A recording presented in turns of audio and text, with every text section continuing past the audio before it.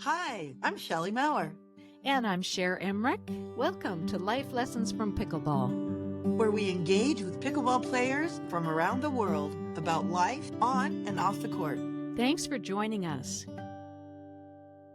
Welcome to Life Lessons from Pickleball, everyone. We are so happy today to welcome CJ Johnson, who's helped thousands of adults not only play better pickleball, but also rediscover joy, movement, and confidence through the game. That's right. CJ and her partner Tony, you are the powerhouse duo behind Better Pickleball, an online platform dedicated to helping adults, especially those 50 and better, overcome learning barriers and stay mentally and physically engaged. CJ, you have been coaching for 30 years across multiple sports, from golf and skiing to personal training. And one thing has never changed, which is your passion for helping players unlock what's possible. And since launching the Better Pickleball channel in 2016, you've been empowering players through a holistic, results-based approach, and you know what it's like to want more out of your game, don't we all? And you've made it your mission to help others build the confidence and skills to find it.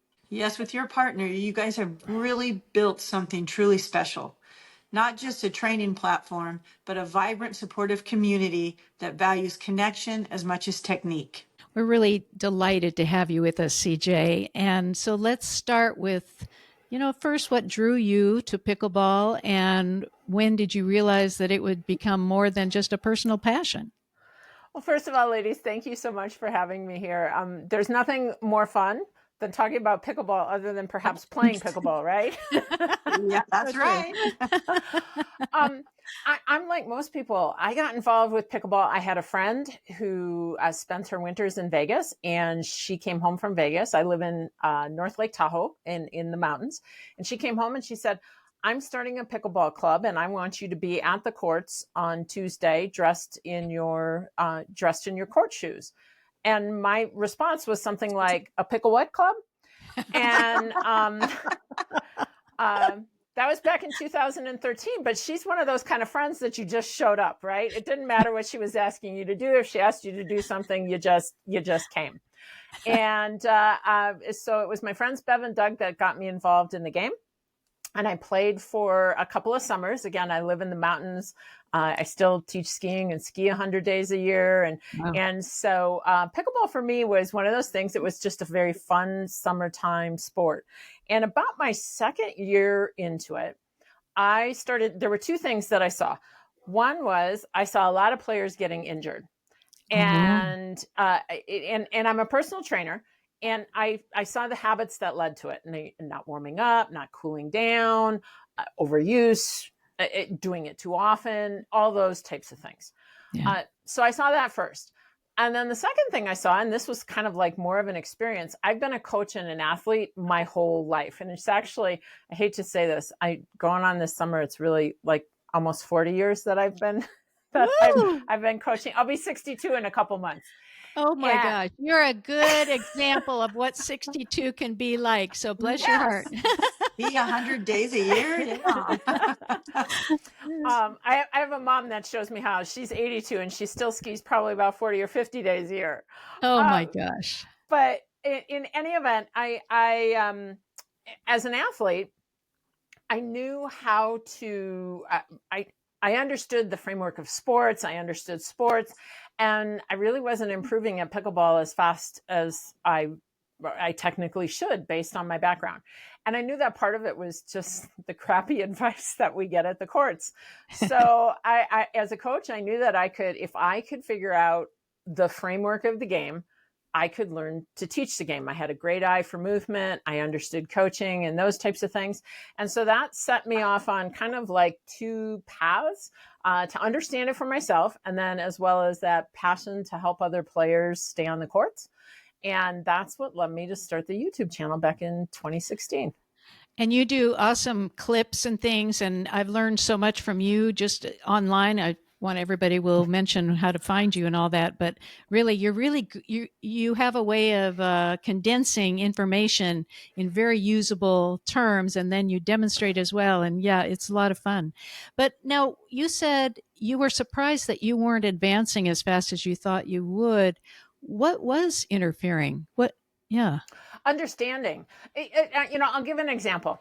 Pretty much, I think, like everybody who, when they first started playing pickleball, one of the things that you were undoubtedly told is after the serve, run to the non-volley zone line as fast as you can. Okay. I think everybody was told that. Yes. Now, we weren't told do that on the return side, go as fast as you can. But on the serve side, you don't want to do that because you're putting yourself into a position where you're going to get the ball slammed at you. Yep. So in fact, I think it was my second YouTube video on the Better Pickleball channel was just me essentially turning on a camera and complaining about the crappy advice that was happening on the pickleball courts, because it didn't take me long to realize, okay, wait a second, this is working in one area, it's not working in the other. So this is something strategical, and I'm not understanding what has to happen here. So let me go dig in, because that's what I do as an athlete and a coach. Yeah. I'm seeking understanding. And at the time I was seeking understanding for myself.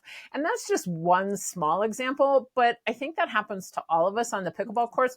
We get these random pieces of advice, and most of the time the people who are handing them out, I know they're very well meaning, but they're just something that they heard that they're passing along that they think will be helpful. It's not necessarily anything that's really going to help our pickleball games in a meaningful way. Yeah.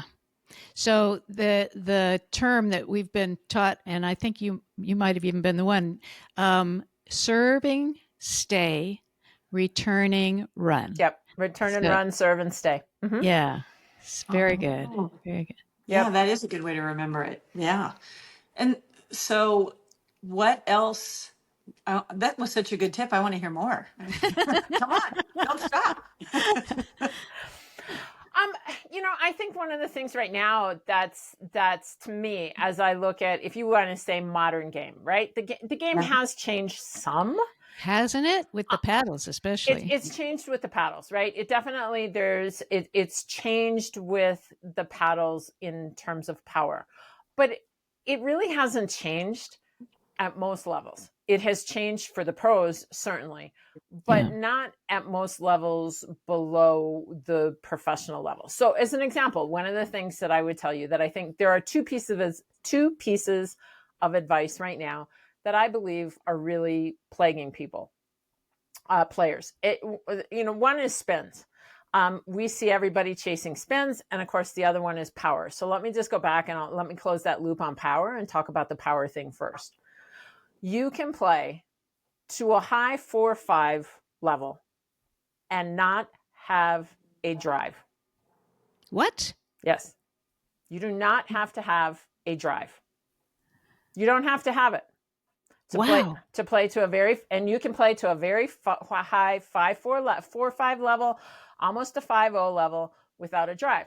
Now, can you play pro pickleball, even at the senior level, without a drive?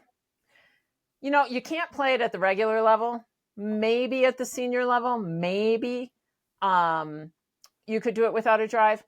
But at the regular levels, you don't need a drive. Now, you need other skill sets. You need to be able to control the drive, because the players that you're playing against are likely going to have a drive. Many of them come from, other racket sports, tennis, racquetball, things like that. So you do have to understand how to control the power, right? And you're going to do that with skills like the block volley. Yeah. That's the number one skill set that you need to be able to do to control power. But if you understand how to control power, and more importantly, how to use the non-volley zone, which is what makes our game so unique. Yeah. Right. And an example I like to use is like, so here, Shelley, you and I are playing against each other. Okay. So the non-volley zone on my side, I term that as bad, right? I can't step in it. I can't, that's also one of the very first things we learn, right? Is you can't go into the kitchen. So I term the non-volley zone as bad. But here's the deal. If you're on the other side of the net from me, you are my opponent. That other side of the non-volley zone, the one on your side, that's made for me. Mm-hmm. Right? If I know how to use that side of the non-volley zone, because you can't step into it, it's your bad side. Yeah. I gain control. And I can gain control over power players by learning how to apply the non-volley zone. Learning that block volley and how to control it is so tricky. Mm-hmm. Yeah, that's the trick. Well, and here's the thing, Shelly. I think that a lot of players struggle with the block volley because it is literally nothing. It isn't. It really is. When I'm teaching the block volley to players, what I see players do is they try to do too much with the block volley. The block volley is simply taking our paddle, and let's say we have a good ready position. And what I mean by a good paddle ready position is my elbows a little bit in front of my body. And my paddle would be, if I had an imaginary bullseye kind of around my tummy, it would be in front of that bullseye. So that's what my paddle is doing. And then the second and the really big piece to this is my weight is forward. My weight is on the balls of my feet. In our pickleball system, we call it the triangles. It's a little bit more stable than just the balls of your feet, but here the balls of your feet is a great place to start. As older adults, we tend to get onto our heels and we tend to stand very, very tall, right? Without a lot of knee flex. Yeah. And so we want to have this paddle out in front of us, and we want to have the weight on the front part of the foot. Think about having your shoulders leaning forward, right? That I'm pushing my shoulders a little bit forward so they're over the front part of my foot.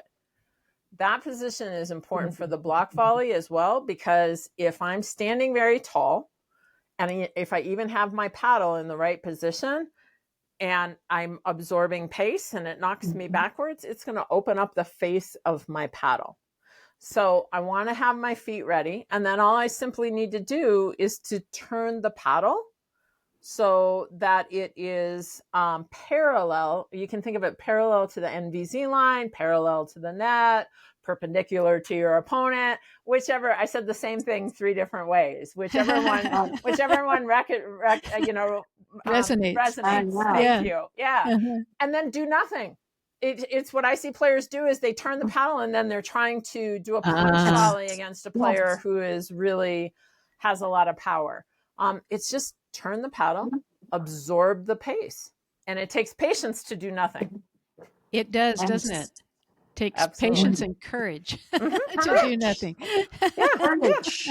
Well, and Shelly, that's interesting. That's some of it is sometimes is courage can just be this. I have a friend, she is now 89. And so she's been playing pickleball with us for a long time. And when she first started playing, she was in her early 80s. And she was a little bit afraid, not a little bit, that's not true. She was afraid of having a ball hit hard at her. And this was 6-7 years ago before paddles had even gotten hot. And the way we got her out of that is we taught her the block volley. And then we started hitting balls at her. And we didn't start at, I can control a drive.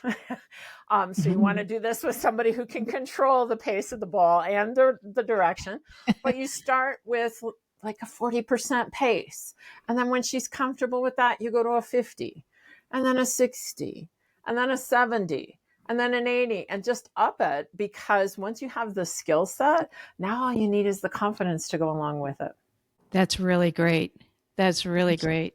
And you mentioned older adults. Your Better Pickleball focuses primarily for 50 and older, right? It does, because I think we're unique. I think not only are we unique in terms of what's happening to our bodies are different. I've been an athlete my whole life. My body is different than it was when it was 20, 30, 40, even 50. 50. My mind is different. How I think and process information. My reflexes are different. How fast I can react. I think what's really different for a lot of us is our recovery is different, right? I can still go as hard as I used to. I have to be more mindful about the things that I do in between my physical sessions, whatever I'm doing, whether it's playing pickleball or skiing. I hated yoga. I stretched as an athlete because that's one of the things you have to do, but I hated doing yoga. It was like, oh my God, this is so slow for me. Now, like yoga is a necessity for me. And I will tell you, it's not like I'm a yogi who does it 45 minutes every day kind of thing, but like 10 minutes of yoga makes my body feel better. Yeah. We need to do those sorts of things as we age. That's what I was going to ask. You said earlier that you were seeing a lot of injuries. And so what were some of your main tips for injury prevention? I think a couple of things for injury prevention. We have all been there when we are like the last ones to the court and everybody else is on the court and they're like, hey, come on, it's time to play. And we run right over and we grab a paddle out of our bag and we start to play. Always. Always. It happens, right? It happens. It happens to all of us. That's really one thing that you want to avoid. And there's a couple easy ways to do it is whenever you're going to the courts, generally there's a walk to the courts. Most of us don't like park the car and the court's right there. We have to, for whatever reason, there's a little walk. Walk purposefully so that you start huffing and puffing a little bit because that's going to warm your body up. If you're a jogger, do a little jog. Once you get to the courts, you could move laterally, just shuffle one way laterally, kind of jog in place, like a little fake jump rope type of thing. Anything that gets you to huff and puff a little bit. And then spend a few minutes doing some dynamic stretching. And that's just a fancy word for saying stretching while in motion. One of the videos it's been on the Better Pickleball channel forever. And if you look it up, it's 5 minutes to Better Pickleball. I show you a ton of different dynamic stretching that you can do. It's a long video. It's not 5 minutes long. It's designed for you to pick out the things that you want and do those in your routine. But that 5 minutes goes a long way. And then if you can do that after you played pickleball, do the same exercises, but instead of doing them in motion, just hold the stretch. That's a great start. That's terrific. What would you say are some of the common misconceptions about pickleball that maybe newer players or people who haven't ever played or they're just starting to play? What are some of the common misconceptions that you help alleviate? Well, I think there's two things, and I think they fit together. One is that it's not a sport. The heck it is. And if you see, I don't know if you saw it. It just came out recently. I saw it for the first time this last weekend on a PPA tournament. PaddleTech did a commercial called, and they show a bunch of pro pickleball players doing it as a sport. And it's kind of like, the theme is, yeah, right, it's not a sport, and it's showing what they're doing. So I'm going to take that one step further, especially with this audience, is you're an athlete. Yeah.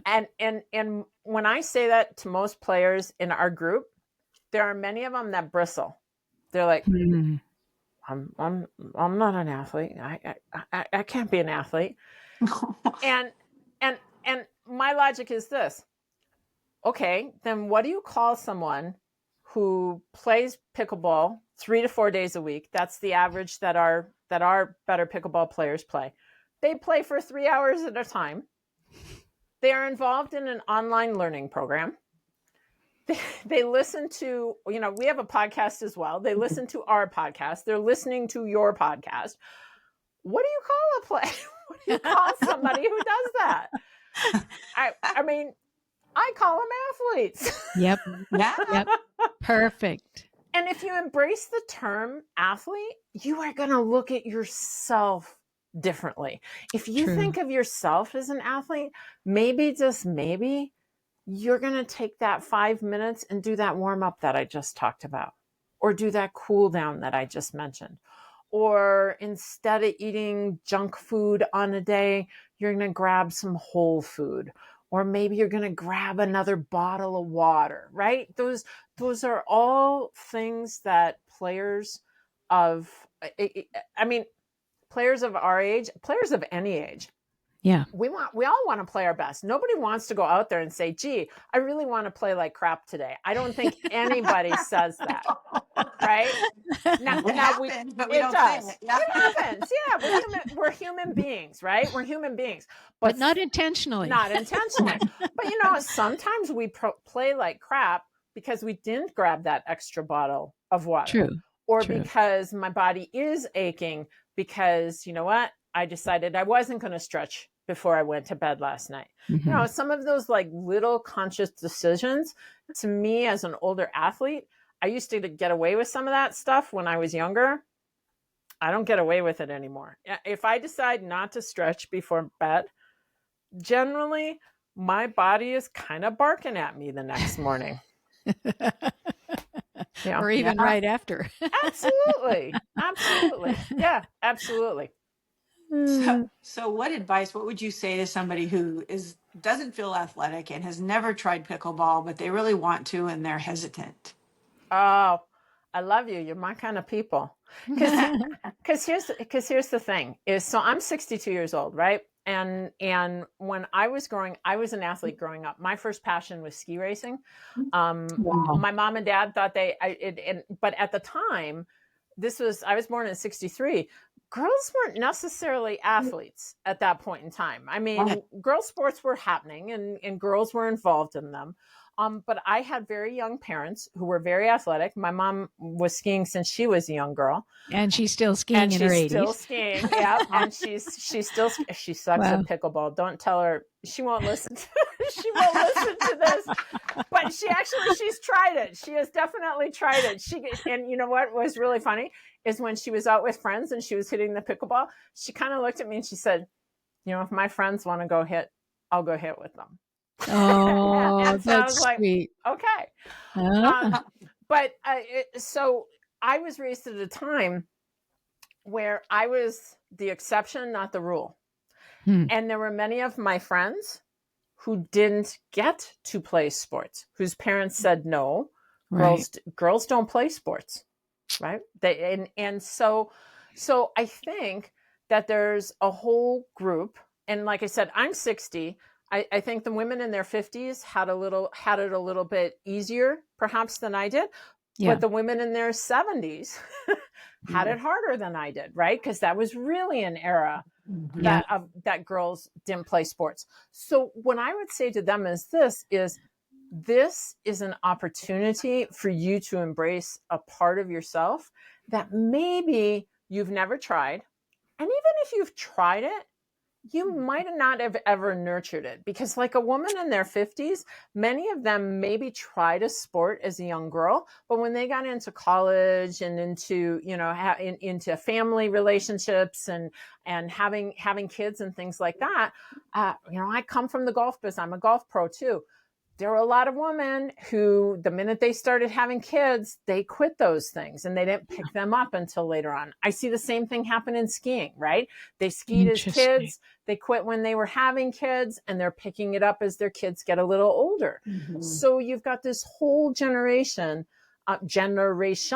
of women who I would say this is such a great sport because the barrier to learning is fairly low. Yeah. The barrier to getting better is high. Yeah. but the barrier to learning is fairly low, where someone, even with just a little bit of hand-eye coordination, can be playing a game in 45 minutes. It's amazing, isn't it? It is. And feel successful really quickly. Absolutely. I love seeing, you know, I do some women-only camps.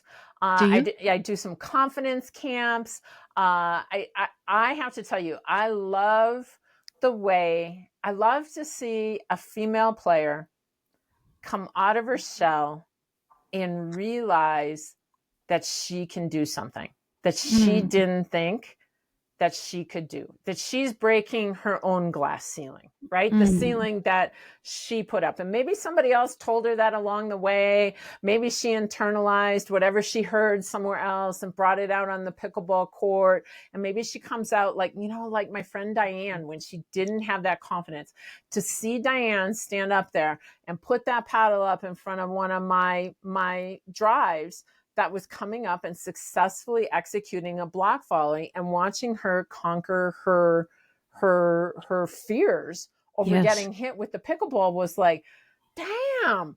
And again, at the time she was like 82 or 83 years old. Anybody can do it.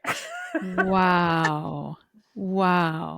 So that kind of leads into the life lessons that you've actually learned in your life that maybe you're using on the court, or life lessons that you learned while you're playing, and or maybe in one of your other sports that you're using in life.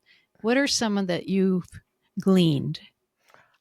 I wish I could remember the name of the golf professional who told me this, but it was very early on when I was getting my PGA membership. You had to go to these business schools, and you were tested. It was a 5-day long school. At the end of the week, you were tested on your knowledge. And the very first night, you go into a room, and there were about 500 other young golf pros in the room. And the first subject was teaching. I was teaching golf. And the person who is giving the clinic said, the most important thing I'm going to tell you is this: the person is always more important than the golf swing.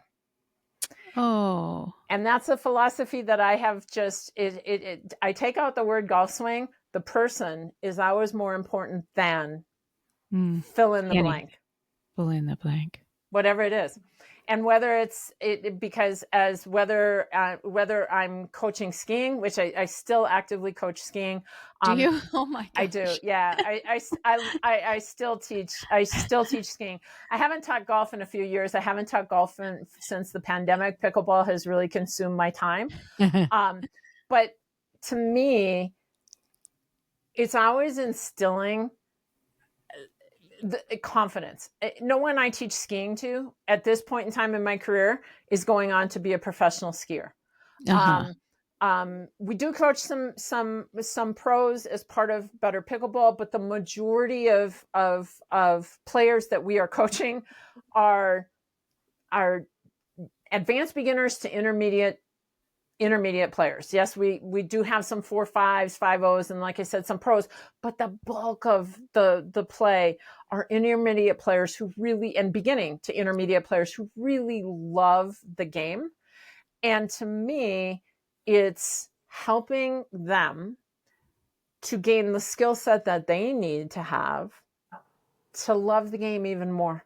And how do you do this online? We do a lot of it online. And so I think it goes with everything we do online. So when I do a YouTube video, I really do a YouTube video just in terms of like, if the two of you are standing on the court right next to me, and try and break it down in that particular language. I try, when I script out my videos, I go through the thought process as if I was coaching a person, if I was coaching someone in person.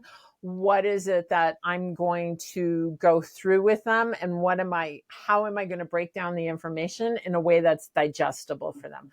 That's the very first thing I do, no matter whether it's like online or in one of our courses.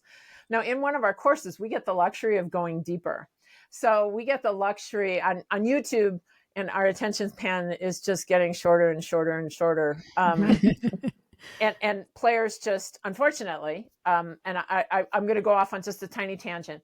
Players are like, tell it to me now. I want it now. Well, here's the thing. I can tell you this as an athlete, is I can give you a tip right now, but if you don't understand why I want you to do that, which is what most tips are, if you don't understand why I want you to do that, the next tip that somebody gives you is going to replace the tip that I just gave you. Wow.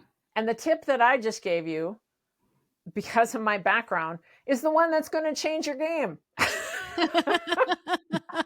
It's the one that's really going to help you. Yeah. So inside our online communities, we get the chance to go deeper with that information. We get the chance to do in-person coaching. So we do coachings on Zoom. And when I say in-person coachings, I mean Zoom coachings. So we do Zoom group coachings. Yeah. We do breakout sessions online. Like right now, I have a small group book club that I'm running online. It's a confidence building camp. So we have all these different variety of ways to communicate the message, and you don't have to be, that's like the great misnomer. You do not have to be on a court to get the pickleball information you need to help your game. That can be transmitted online. Yeah. Okay. Yeah, for sure. In fact, what do you have coming up that you'd like our audience to know about? Well, so we love to, like I said, we love to coach online. We also do a little bit of coaching in person. So we've got, as you can tell, I have a passion for all players, but I also have a passion for our lady athletes, because I think the things that we experience are different. And we have a different lens. We have a different way of communicating. And Yes. having been a coach and in multiple sports, and having coached mixed groups versus having coached female only groups, it's just different. Quick side story. I coached a bunch of Girl Scouts. This is like way back, years and years and years ago, right? It was a group of like 100 Girl Scouts that I was part of coaching on a weekly basis. Wow. And these girls were, like between ages, like they were past brownies. So they were like 9 to 12 or somewhere in there. And so one day we'd gotten rain just before we went out to hit golf balls.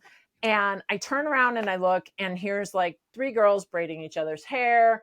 There's girls that are washing the golf balls in the puddles. There are some girls who are hitting balls. You would never see that in a group of mixed boys and girls. You'd never see that. But here were these girls out there having a blast, walking away. And maybe they never hit a golf ball. They only braided hair, but they're walking away going, oh my God, that golf lesson was fantastic. That's how many female players, I would say, not every female player, you cannot put a blanket on it. Sure. But I would say that's how the majority of female players can relate to pickleball. And so one of the things that I do is I've got some women's only camps. Those are some of our in-person things. Nice. I told you right now we've got a book club. That book club has already started, but as I get to winter, I am going to do a confidence building book club so that we can really look at what's going on inside of these brains of ours and turn those into confidence, because that's work that has to be done off the court. You're not going to do that on the court. And then the other thing is we have an online academy that has a variety of different player tracks. Like we have currently out there, we have a player track for players over 50. But we're going to work the last half of the year on, you heard it here first, we're going to work the last half of the year on doing a women's academy. We got the scoop. You got the scoop.